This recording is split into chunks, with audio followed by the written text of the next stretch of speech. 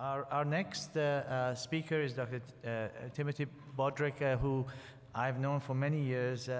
Tim has worked as a program director for DARPA for many years, has worked with Broderick, and is currently the chief scientist at Wright State Research Institute. He's professor of surgery at the School of Medicine. And Tim has done a great deal of work in the area of telerobotics, and he's going to talk to us about the use of artificial intelligence where it can enhance telerobotics. Tim? Thank you, Marin. I will try to gain a little bit of time. This is for 15 minutes. It's going to be a fairly topical discussion. I really want to thank you for the opportunity to talk about telerobotics, artificial intelligence and telerobotics, and partnering with the military. I do think this is an exciting time. So a mandatory disclosure slide. I have received funding for my service within the Defense Advanced Research Projects Agency, where I just finished a 4-year term of service. I previously had a similar relationship with the U.S. Army Telemedicine Advanced Technology Research Center. As you see, I've also been an investigator for both DARPA and the Army in telerobotics, and I have received some industry support from both General Dynamic Robotic Systems as well as Johnson & Johnson Ethicon Endosurgery for this, some of the work that's being presented. I would like to say that as a mandatory disclaimer, these are my personal views and do not reflect the views of the U.S. military, DARPA, Army, or Air Force. So a couple definitions. So telerobotic surgery, many of you are familiar. A robot, a telecommunication link, and remotely performing surgical procedures. Mayran, I hope, is going to talk a little bit about his experience, clinical experience in that. Of course, this is not a surgical robot. The daVinci is actually a telemanipulator because it does not have the ability to perform tasks. It cannot be programmed to move and position, carry tools, and carry out a wide range of tasks. Artificial intelligence is something that has been heavily funded by the U.S. military. It's essentially the study and design of systems that perceive its environment and take action to maximize its chances of success. A good example would be the latest generation unmanned aerial vehicles like the Predator. Some of the goals that are relevant to our conversation today, or discussion today, include perception, planning, and the manipulation of objects. If you talk about automation, which Marin, I think, is going to discuss, that's machines performing very defined tasks in a static environment. Those are tasks traditionally performed by humans, such as robots building a car on an assembly line. It's predetermined responses, a very predictable environment, static missions. What the goal and the recent excitement in the military and the funding has tended towards is more autonomy, which is the capability and freedom to self-direct and achieve objectives in very complex and changing environments. And the end goal is not man or machine, but it is man and machine. So collaborative teaming, we understand each other, we understand the mission, we have situational awareness, and we adapt to the needs and capabilities of each other. So because we're running a little bit behind, I'm going to topically just tell you what I'm going to talk about and then get right into it. Distributed telesurgery, has been an intuitive business decision to not pursue that further. Hopefully that will move forward. Multimodal sensing, big data analytics, and artificial intelligence are what enable autonomy. That's going to move, as autonomy is included into the surgical robotic systems, will move us from this anthropomorphic, bimanual, stereoscopic vision into more of a collaborative relationship that helps and augments the capability of the human. And finally, they are being used. It's being used in applications, as I talked about, as flying and driving, both in the military and the commercial, and it will be, I believe, used in surgery in the not too distant future. So just to give you some context of what DARPA is about $3 billion a year. It's been around for 50+ years to create and prevent technological surprise for the United States of America. It's the world leading place for innovation, pretty much. I can say that without many caveats. Some of the things that DARPA has developed relevant to our discussions today. The internet, Al Gore actually did not invent the internet. It was actually a DARPA funded project global positioning satellites. They started autonomous system works with the AMBER UAV program in the 1980s. As many of you know, the daVinci robot is a spin-off of a DARPA-funded SRI project from the early 1990s. The Predator and pretty much all of the current UAVs are somehow touched by DARPA funding. They have some very cool exoskeleton work that's ongoing. Actually, they're getting closer and closer to the Iron Man suit that we see in the movies. The mobile robotics, the mobile robotic program you see from the early 2000s, and in fact, there was a DARPA Grand Challenge from 2005 where they first started to develop the autonomous cars that are now part of Google and Mercedes and many of the luxury car makers. From artificial intelligence, the PAL system, personal assistant that learns, is in fact Siri in your phone now. That was originally a DARPA effort. And if you look at thought-controlled prosthetics and humanoid robotics, recently, there's actually in a month, there's a DARPA Robotics Challenge where they have humanoid robots being teleoperated by a person, and the communication link is not strong at points, and the robot will start to assume autonomous function and be able to use tools, drive a car, climb a ladder, do many things. So you might ask why, if the surgical robotics effort from DARPA was the 1990s and we have the SRI that's still a telemanipulator, why are we so far separated from the Predator, the latest Predator Avenger, the Google autonomous car program, which is, you see the Google cars driving around? It's primarily because we do a very good job of funding research, creating innovation at DARPA and at other places, but the industry is what carries the baton forward for development. And that is part of the reason why I think it's a very exciting time, because I do believe that industry is now finally re-engaging in surgical robotics.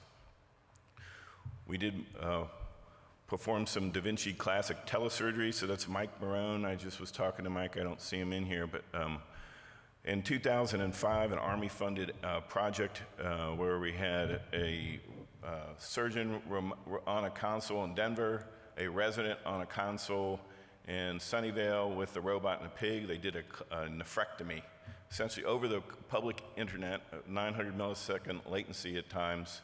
And in fact, this became what is, at least contributed at least to the daVinci SI dual console platform. And once again, I'll say it's 2005, to emphasize 2005. We tried to push the even further. The SRI M7 is a DARPA Army-funded robot. SRI was the company, once again, that originally did the surgical robotics work that became licensed off to become the intuitive daVinci. You'll see Mayron here in Hamilton, Ontario, controlling a robot. Excuse me as I hit your head. As we have a robot down off the coast of Key Largo, Florida, 60 feet underwater in this undersea research facility. And there's some telesurgery first in there. It was the first time we were able to get a robot, surgical robot, into an extreme environment.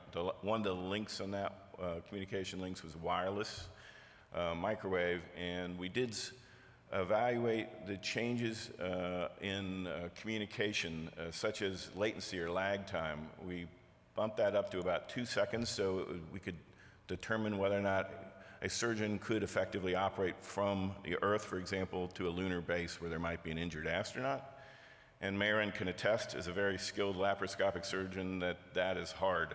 To be able to suture with 2+ second latency, it's about 10 minutes to place and tie a single suture.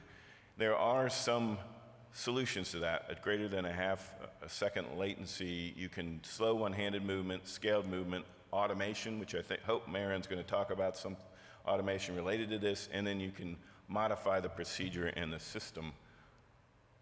We did a little bit of a modification. This is in my Army days before going to DARPA 2007. We did a subsequent mission where we put an ultrasound probe on one arm, a needle on the other, and we wanted to do supervisory controlled automated vessel access. So this is a patient simulator that we could actually get down to the habitat, and the surgeon would position it over the blood vessel, find the blood vessel, say where he wanted the needle inserted, and the robot would do it. And that is what you just saw. This is, once again, the SRI M7 robot. probably the consummation of the autonomy in surgical robotics was the DARPA Trauma Pod program, excuse me.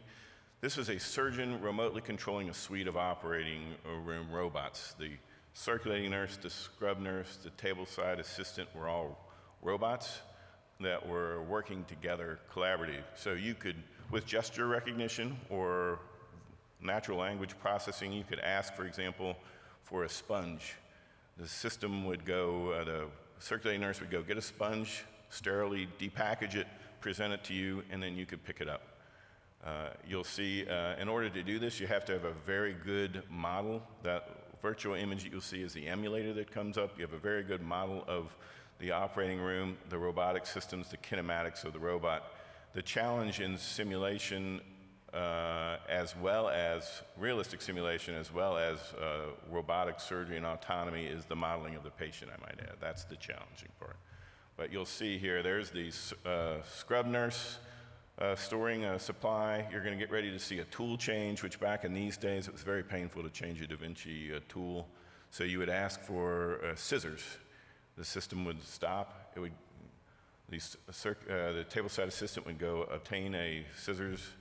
The system would prepare, and it would swap it out for you. I'll just stop this after you see it. There's many other things this could do.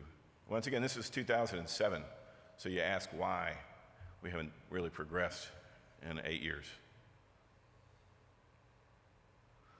So just a little bit about partnering with the DoD, since I frequently got asked this. I managed about $100 million a year when I was at DARPA in applied research, and I won't go into the details of that, but I will say if you look across the R&D by agency for the federal government, projected budget in 2016, about half of it is military, and twice as big as what is in the NIH.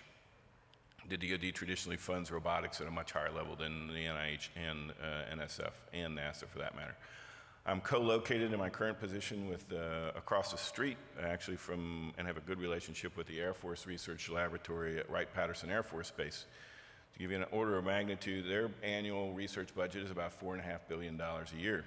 If you look at their priorities for the upcoming year, $457 million are going to go towards, among other things, unmanned systems. The directed energy is, I think, a big opportunity for us in surgery. New sensors, advanced sensors, these are in hundreds of millions of dollars range, and autonomy is man-machine teaming $70 million. So we're talking fairly big money, and these are slides from the leadership of the Air Force Research Lab and the base. What are the big changers, game changers for them? Autonomy and unmanned systems are two of the big ones. I agree with them. So along the lines of the discussions, comments I've already made, we did telesurgery. Mayron can talk about his clinical trial of 23 patients. 2003 was the initial. Why didn't it progress? Because it was with the Zeus TS robot, and there was a merger, and the clinical efforts were no longer supported. But I do think that's, and hopefully you're going to change in the next 6 months to a year. If you've been following, robotics is hot. Google purchased a number of robotics companies recently, including a number from the DARPA Robotics Challenge. If you look at, just for the last couple of weeks, I pulled a couple articles. This is from Forbes. IBM announces deals with Apple, Johnson & Johnson, and Medtronic. And it's use of the Watson artificial intelligence, but there are surgical applications for artificial intelligence. And I think that in combination with the robotics interest, for example, Google moves to the operating room in a deal with J&J. So Google has the autonomous driving car, they have the interest, they have the artificial intelligence capabilities, and I'm hopeful we're now moving from sole Department of Defense funded research for military applications into maybe dual use funding with the Department of Defense. And rather than doing just pure research, we're into development and clinical translation of these technologies into some really truly stellar clinical impact, and it is an exciting time, I think, and once again, after a decade, it's an exciting time to be in robotics. So, Merritt?